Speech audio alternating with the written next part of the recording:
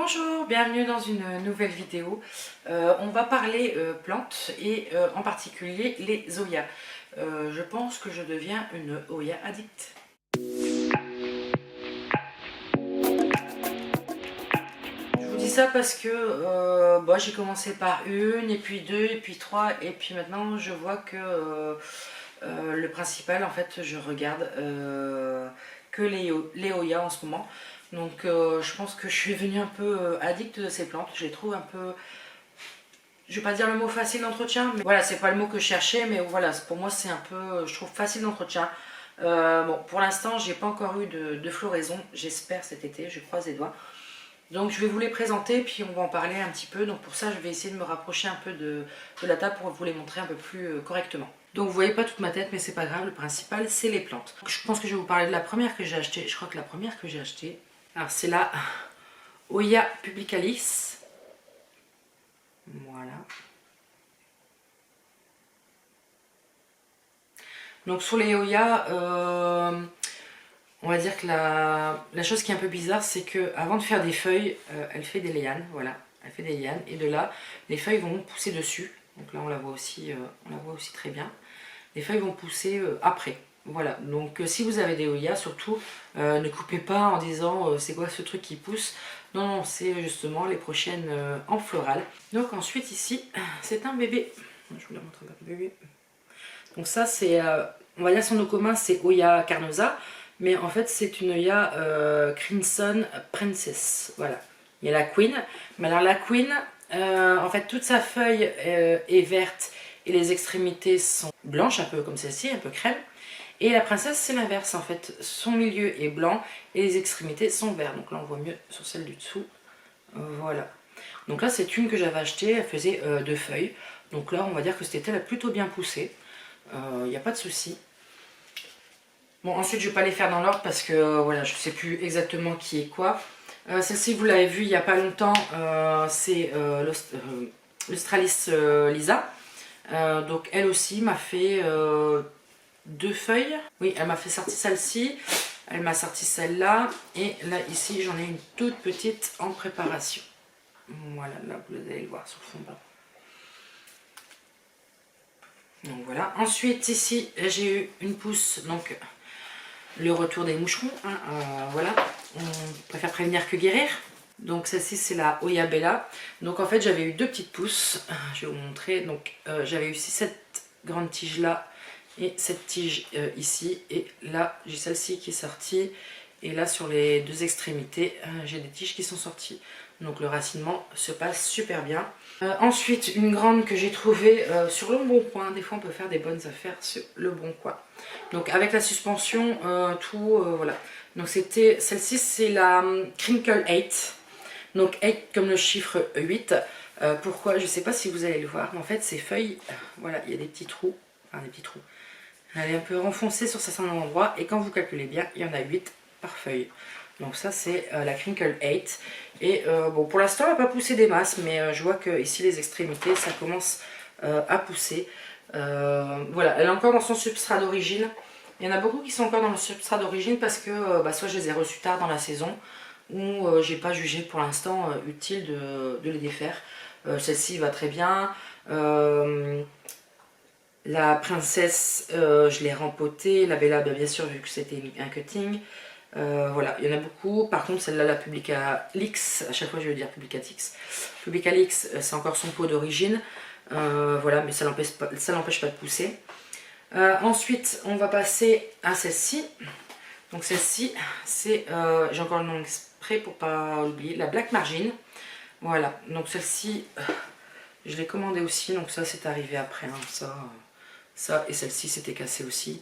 Mais ça n'empêche pas de pousser.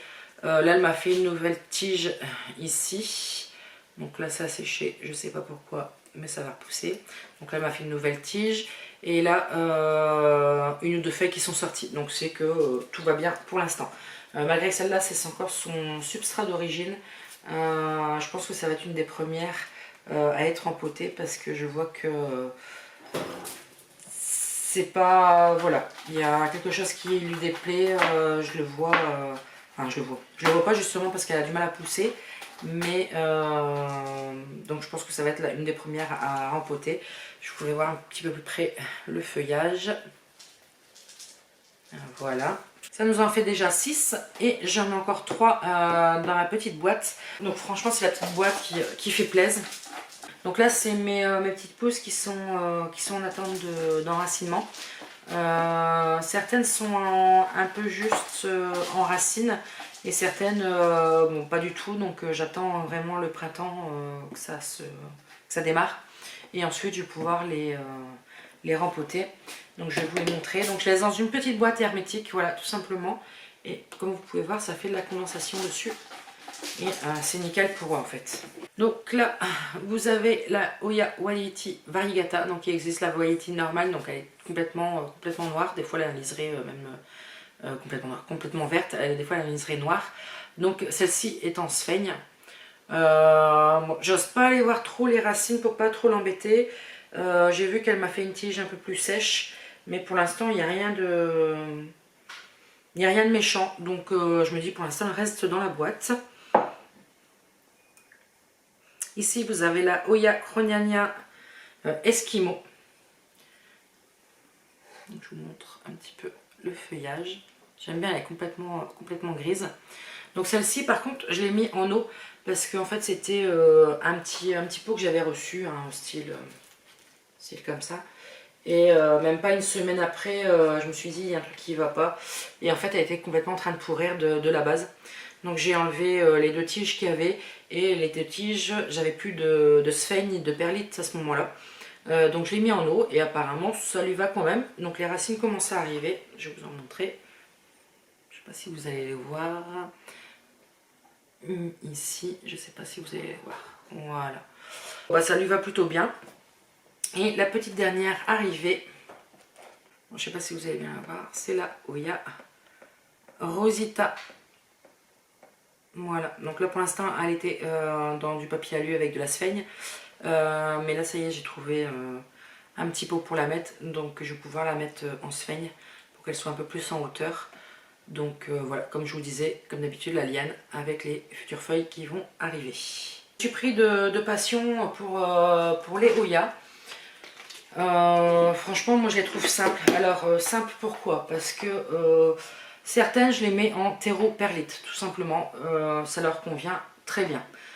Certaines pardon, comme celle-ci et comme les prochaines qui vont être rempotées, je les ai mis un tiers de terreau, un tiers de coco, comment dire, de copeaux orchidée et un tiers de perlite, ça leur va super bien. Niveau arrosage, j'attends que... en fait, je soupèse le poids du pot pour voir. Mais j'attends que ça sèche bien quand même, malgré que certaines aiment bien un peu l'humidité. Je me dis, on est en hiver, on va pas trop les perturber. Donc j'attends un petit peu que ça sèche quand même, pour que j'ai pas de problème.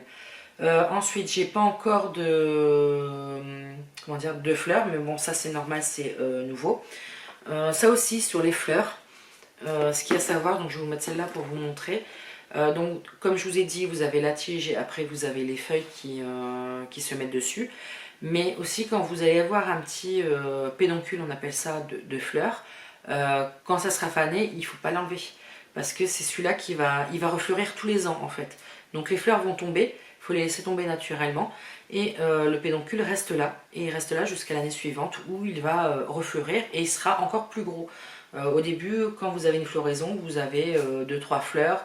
L'année suivante 4-5 et ensuite voilà, ça se développe nickel. Une chose aussi que je me suis commandée, je pense que c'est là aussi que je me suis rendu compte que je suis un peu Oya addict, c'est que je me suis commandé un livre sur les Oya. Donc je vais vous le présenter tout de suite. Voilà le livre, le Oya dans tous ses états. C'est le seul livre sur les Oya en français. Tous les autres sont en allemand, en anglais, enfin voilà, toutes les langues. C'est une éditrice française qui fait ça. Donc voilà, je vous mets son nom également. Voilà, comme ça vous pouvez le rechercher. Et c'est une femme qui, comment dire, autoproduit son livre. C'est pas dans une maison d'édition, pardon. Vous n'arriverez pas à le trouver, comment dire, en magasin. Donc si jamais vous êtes intéressé, n'hésitez pas à me demander son adresse mail en commentaire. Et franchement, ce livre, il est très très bien fait. Bon, pour l'instant, comme vous pouvez voir, j'ai lu ça. Parce que je veux justement connaître parfaitement.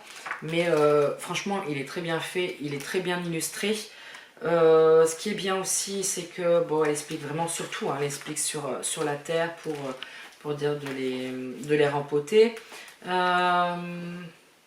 Elle explique aussi comment on fait les marcotages d'Oya. Vous avez tous les noms, vous avez les maladies. Et ici à la fin, vous avez un tableau.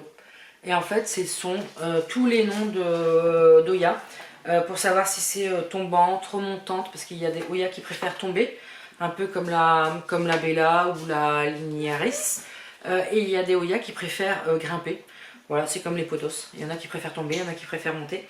Donc voilà, vous savez tout, vous savez l'exposition, vous savez la taille de la plante qu'elle pourra faire, vous savez si les fleurs auront beaucoup d'odeur ou très peu d'odeur, parce que justement les fleurs d'Oya sont réputées pour avoir beaucoup de nectar et beaucoup de, comment dire, d'odeurs particulières, donc ça aussi c'est top.